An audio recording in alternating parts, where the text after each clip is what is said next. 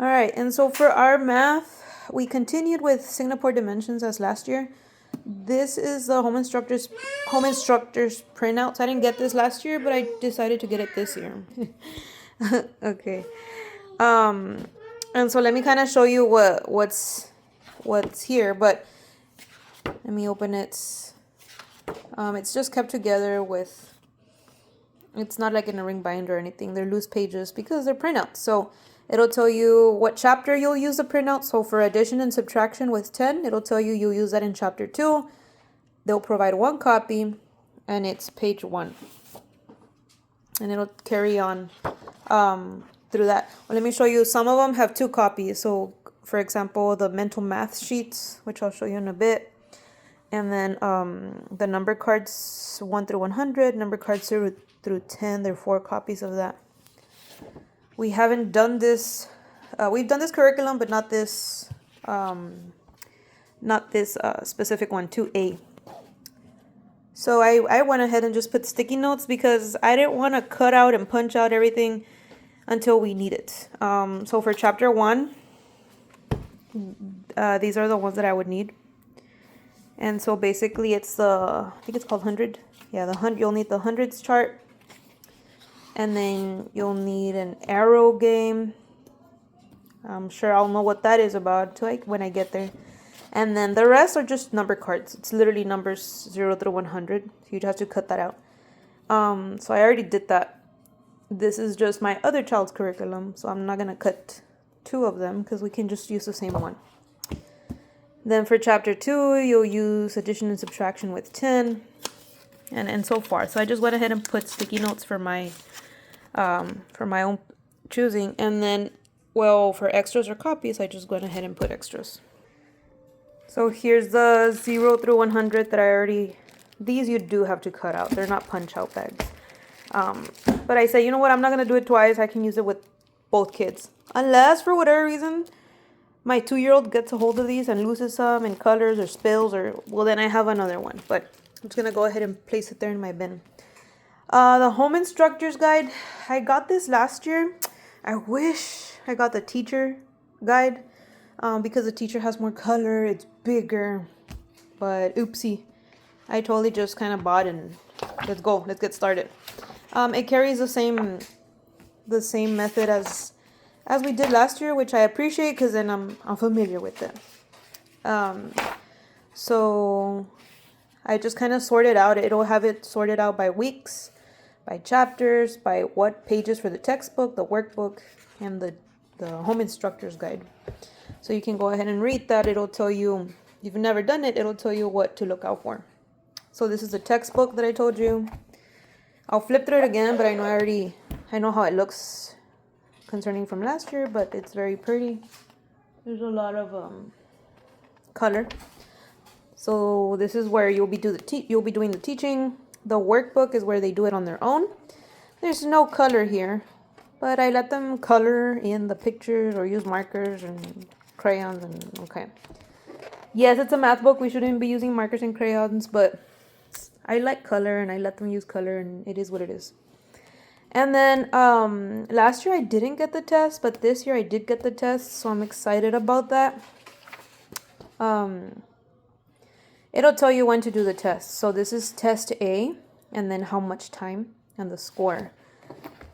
So for example, since that's the first one, week 1, what you would do is do a lesson. Once you finish these, week 2, it'll say, hey, it's time for your dimensions math test. So I guess midway of 2nd chapter. No, it's all of chapter 1, never mind. It'll just take almost 2 weeks to cover chapter 1. And then you take the test. And then again, and then test. And then again, and test. Whoa, that's like a long. Yeah, so you'll test, and it'll tell you when to do it. So I like that guide. And then I went ahead and this year I got 2A, 2B. So I did the same thing with 2B. And then I got 3A and 3B. But I don't know which one was in back order. They went ahead and sent me, and it says that it's in back order. So I'm just still waiting for more stuff. So then I got the printouts, the tests, the textbooks, the workbook, and the home instructor guide. What else? Oh yeah, now let me go ahead and get this. So for this year, last year we did my father's world, and so I wanted to try something that has quizzes, tests, assessments, and so Christian Light Education is what we went with. The teacher's guide will come in 2 parts. One is reading 2, this is for 2nd grade, Helping Hands, which will be paired with that book. That's the reading series. And then the Happy Hearts with this Happy Hearts reading series. So looking at the Helping Hands, this is a teacher's guide. And you'll use this with, what's it called? They're called light units, yeah. For light units 201 to 205. So here's my reading. Is it reading? Yeah. 201, 202, 203, 204, 205. So you'll use that for this reading guide with the reading series Helping Hands. So it'll tell you here for the booklet Light Unit 201, which is this one, 201. How many lessons? There's 16 lessons. Lesson 1 will give you directions. Lesson 2 is about answering questions. And it'll just tell you each topic or each lesson. And it'll keeps going. There's 10 light units, I believe. Let me just double make sure. Well, yeah, there's 5 here from this book. And then there's another 5 here, which will make it 10. So let's go to, well, it's up to you to read this, but I mean, I already did my reading, but this is so beautiful. Like it says, God uses a written word to reveal himself. Therefore, reading is the most important skill one can acquire. Those who cannot read must learn by listening, with no way to verify the truth of what they heard. So it's just basically emphasizes the theology and the goals for reading 2. It'll show you how to use the teacher's guide and how to use the light units. So they'll carry around symbols and it'll explain what those symbols mean. And then eventually it'll show you like a grading Rubik's Cube that you can also use, and then how to score and grade and how to teach this course. All right, so going to the first light unit, which is this one. Look like this. Okay, what's your question? Show me again. Why do CDs look like this? Why do CDs look like that? That's a very good question, anyway. All right, we'll get back to that later. So this is reading 201, reading 201. This is what the kids will be looking at. So for the teacher guide, it'll tell you objectives, and you see these little symbols. This is basically what the first page looks like. So let me just open the book, and then show you. So here, it shows them in little black and white, but this is that's exactly what the student is looking at. But you as a teacher guide you'll be showing them. And it carries that throughout each page. It shows you what the student is currently looking at. And then it'll just explain how to give the lesson. But it's super short, like listen, that's lesson 1, and then here is lesson 2. So it's not too bad. I'm estimating, I can't recall if it says here, but I'm gonna do like 30 minutes with each child because I have multiple children. So, but this is the child's light unit. I think these are online, but it says, I think lesson 1 was following directions. So cross out the picture on the right. Okay. And if they did do that correctly, then you would put a check mark. Circle the picture on the left, and then you circle. So these boxes in the teacher guide, it'll tell you what it means. Basically, you put a check mark, or they can't continue until the parent or instructor puts a check mark. And let me just kind of show you the art throughout the first light unit. Some are oral reading, some are silent reading. And I think this one said, I don't know how many lessons. When at the end, it'll show you the tests.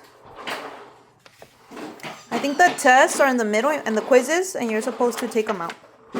But for now, I'm keeping them in all together. This is a quiz 1. For example, circle the correct word for each picture. So here's a picture and you circle what it is. Fan, fun, or fin. This one, pet, pat, or pot. Oh, and it does have Bible verses. So like, for example, read the Bible verse. Read the Bible verse to yourself 3 times. A righteous man regardeth the life of his beast. Proverbs 12:10. And I really like that they're like into 10 at first. I mean, if you look here, I was like, oh man, there's a lot of stuff to store. But then I like it because imagine if they put all of them together.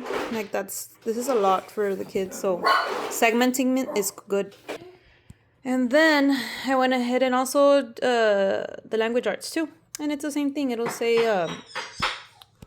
it keeps blurring out because I'm moving constantly. 201 to 210. And so it'll just carry like that all the way to 210. So you want to make sure you have all these, or maybe you just want to buy the first 5 and then the other 5 later. But this is for, I got these baskets at Dollar Tree. I want to say they were $4 or $5. I can't recall. But I was like, you know what? I think this would be good to have per child so I can keep everything I like together. Because I don't have any other spot to place it. And so, I mean, it holds all the curriculum that's specifically for them together. So that's good. So I have one here and then I have one for my other child right there. But I know this other child that's still missing some stuff, and we still have some space there. Now I do, I did get these bins. Well, I already had them. And so for the daily work, I'm going to put one child's there and there. So like on a Monday, here's your work. It's in your bin. Do it. Okay, let's do it. I have this little tray. I've had this for years. So basically, oh, I forgot to show you this one. For social studies, science, math, language, and there's 5 subjects. That's why it's called 5 in a row. We are starting with volume 2. And it'll say just 5 through 9. We've never done this, so that's why I was like, you know what, let's just try it out. So that they just basically go by books. I don't pay attention to my writings, but because I'm still trying to figure it out. I don't know what this is. So roughly, I'm like, you know what? This should take this book, this volume 1, because they're different volumes. There's volume 1, volume 2, volume 3. Like, this should be like a year of work. But you can finish this in a semester too. So it just depends how you go. But from here to here are all the books you'll need. So I just made sure I had the first 5 books. So The Giraffe That Walked to Paris by Nancy Knowlton. I have it. 3 Names by Patricia Wee. Gillis by Monroe. Owl Moon by Jane Yoleen. A New Coat for Anna by Harry. Okay. Actually, I got one extra, but okay. Anyways, and so I segmented however I thought we would go about it. So for the first month, we're basically going to do 1 book a month for 4 weeks. So this is, 1 book a week. I'm sorry. So this would be week 1, week 2, week 3, and week 4. And we're done with the first month. You see, I even did it in writing too. I put week 1 and I meant to say month 1. But it's a lot. Like just to kind of sort yourself out. I know as moms, like we already have tons of things going on. And so my mind was like trying to organize itself. Let me go to the first chapter. Like, I don't know what to call it. I don't know if this is a chapter, a book, a unit. I don't know, but it's the first one. Call it what you wish. So this is the first book, The Giraffe That Walked to Paris. And it'll tell you the title, the author, illustrator, copyright, and summary, what it's about. So you as a parent, you get to choose what you want to do. So it targets social studies. So it'll target, like, say, geography. For social studies, it'll target citizenship. It'll target relationships. And so you can do all of them, but I'm only going to pick one.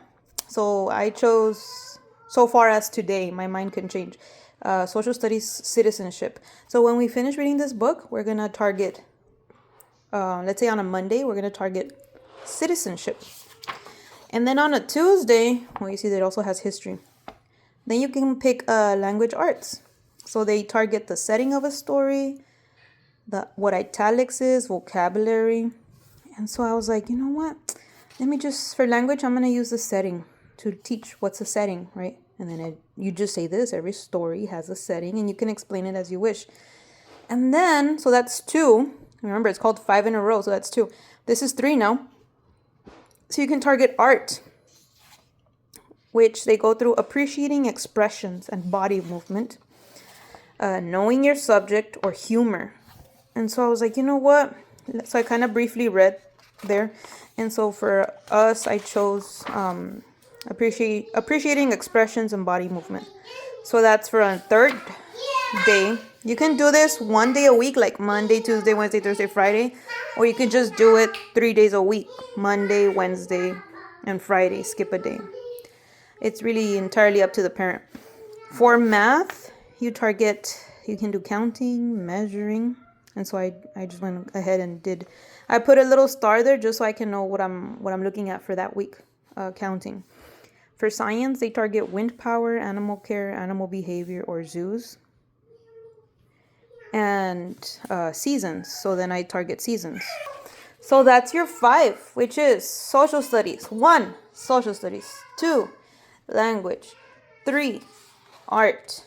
4, math. And 5, science. So that's the title, 5 in a row. So you target that. These are your teacher notes, so you can write which ones of the 5 you chose to target. I just wrote it on a separate sheet of paper because I saw this later, but I still don't know if I want to write on this or not. And then you can also look at for movies, for audiobooks, DVDs, go to your library, look at websites where you can learn more. Maybe there's something with seasons that you can look for, like, I don't know, a cartoon episode or something like that. Then it has, you can think of field trip opportunities, or you can memorize quotes. Or what was your favorite memory during this week? Because, again, your child will be reading this book the whole first week. So, as I mentioned, the first book is The Giraffe That Walked to Paris. And you have these volume story discs. So, The Giraffe That Went to Paris. So, you can have them draw it, or you can have them cut it out and color it, laminate it. It's up to you. But this is just like a suggestion. And so, basically, they encourage you to get a map. Or you are encouraged to get a map. And then so basically you would find Paris. And so you can laminate this and then put a magnet or a Velcro dot in the back. And so once you finish reading the story for the book, you would grab this one. And where is it? I lost it again. There it is. You would put it under Paris, which is where that little star is. And so this story spoke about Paris. Eventually, you'll put them each where the story is, or the author is from. I'm sure it'll describe in the lesson, and then so you should have this full like reading stories around the world, which is so nice. And so I really liked this one because I can do multiple children at the same time, the same thing, same time. Maybe I can modify my upper level and the lower levels, and the 2-year-old even, like, so that's why I like it. And I love doing story time with all of them, and we all enjoy it. And so that's why I was like, you know what, this 5 in a row is really good. Like, yes, for sure. And then so the next thing is this one that for Bible we got elementary apologetics. So I'm gonna go ahead and do this one with both of my kids at the same time. So we'll be doing Bible lessons together. And this is a teacher guide. And so it'll show you suggestions. For week 1, for day 1, you'll do this. It'll tell you what to do, where to go. So let's say for the first lesson, you can do copies for each child, or you can just ask these questions beforehand and just kind of receive oral answers. So this one says, God created blank on the first day of creation. Write out the verse from today. So here you can either give your own blank sheet of paper, or give them a little poster, or they can write it on whiteboards. Like, it's entirely up to you. how you want to go about it.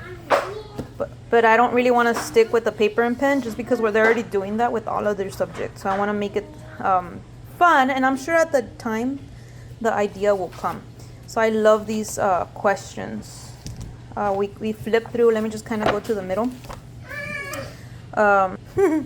Okay, so let's say this one. Since Adam was our first blank, everything he did affected everything on earth. So Adam was our first what blank. Let me just go through to another random one. This one. Missing blank are not going to be found. Well, I guess you need context for this, right? But let me just go ahead. There's tons of questions. I love it. I'm not good at asking questions, but my husband is. And so this is like really nice, not only for the kids, but for me to learn like what to ask, how to ask. And so that's cool. This is elementary apologetics. And here is the book set.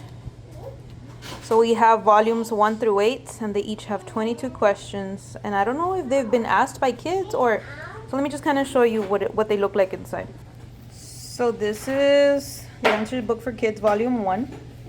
22 questions, and it'll specifically tell you creation and the fall. So they are all different. Wow. I saw the sample pages online, but I haven't even actually opened them. And they're like super hard. Anyways, so most of them will be like this. It'll follow this format. Question: when did time begin? It was asked by Sarah S., age 10. And then it'll have a picture, and it'll have an answer for the parent to read. And then it'll have scriptural evidence right there on the bottom right. So, like I said, it'll be the same form. This other question: does Genesis 1 through 2 refer to the first day? Wait, let's do another one towards the end. Question: when were the other planets created? So, yeah, so we're just going to go, this is going to be our Bible lessons. And I'm sure you can do so much with this concerning, like, involvement. I can already see us, like, making posters. I can already see us, like, open discussion with not only each other, but, like, with my kids, with their cousins, or with their grandparents. So this is, like, really nice. Like, I would totally encourage them to share out of the house, obviously. Like, let's say when they go to grandma, hey, don't forget to share with grandma your question, and then the question that we learned about today, and then the answer. So that's why I loved it, because then I can do both kids at the same time. So you'll buy this volumes book set, volumes 1 through 8. And so as our kids should be doing silent reading, I went ahead and bumped into it with this Dead Sea Scrolls books 1 through 6. So I got this for my 4th grader. So this is going to be part of her silent reading time. And so I looked at the pictures and how it is, and it looks fun. They have a variety of chapters in each, and so I will just probably... I mean, it's entirely up to her, but maybe I shouldn't. I don't know how I'm going to go about this. Like, hey, you have to read half a chapter a day or 3 pages a day. But this one was pretty good, 1 through 6. There's even activities I found online that you can work with this. And there's even a program, I believe, that specifically works with Dead Sea Scrolls, the series, book 1 through 6. And you can join like an online chat with other kids. And so lastly, but I think with that, what's it called? Dead Sea Scrolls, you have to pay. I can't recall. It's just a random website. Like, you can tell someone made the website. It's not like an official thing, but I was like, well, that's a good option. I don't know if I'm going to do it, but cool. So then we went ahead and got the Fidget game. And so there's a variety of them. So like this one is called, and they're all board games. This is called the Number Ninja, and it focuses on multiply, divide, and conquer. So it's a board game, which is cool. But the ones that are sealed, obviously we haven't done, because there were so many that came with the box. Like I got a whole series. This one says Tricky Trolls, CCVC reading game. This one's called the reading digraphs game. And so it'll have fidgets or poppets. This one comes with these type, which is cool. Like I can also see me using this when we're doing our spelling lessons and all about spelling. And then this one is more like for beginners, which since we have variety of kids, a variety of ages, I'm pretty sure we'll be using this. So typically we've been doing one board game a week for dinner, just because we want to try it out before I officially start the school year. And then this one, the Squishy Land, it's a reading board game. Haven't done this. So these are the 4 I haven't done. 1, 2, 3. So we need to do 1 this week since it's a Monday and it's the beginning of a week, so we'll try it out. Now these are the games that we have done, which I can show you. So this one, we've tried 3 of them already. This is sight words, high frequency words. And so the fidget is those poppets. Basically the first one to pop all their poppets or their dots wins. There's 4 of them. 1, 2, 3, 4, 4 players. It'll tell you how to play. It includes a die, and it includes 3 different areas that you can work with. So it's sight words, high frequency words, which is what we did. And they are at different levels. So for example, it'll say the red one is for kindergarten, the orange one's for grade 1, grade 2, and challenge cards. So I believe all of these board games are for all the way to 2nd grade. Let me put that there. Yeah. And yeah, so I was like, every board game says an age. So this one says K through 2. This one says ages 7 to 10. You see it just varies. I thought they were all 6. Well, the ones we had played. This is K through 1st grade. This one doesn't, yeah, it says grades 1 to 3. And then this other one, the big one, it says grades K to 2, ages 5 to 8. Okay, so I went ahead and opened this one, the one that we did do. And let me show you the cards. So basically, if they can read it, like this one, she can do it. You roll the dice 3 times. You roll the dice 3 times, and let's say you roll a number 1 3 times, then you only pop 3 times. 1, 2, 3.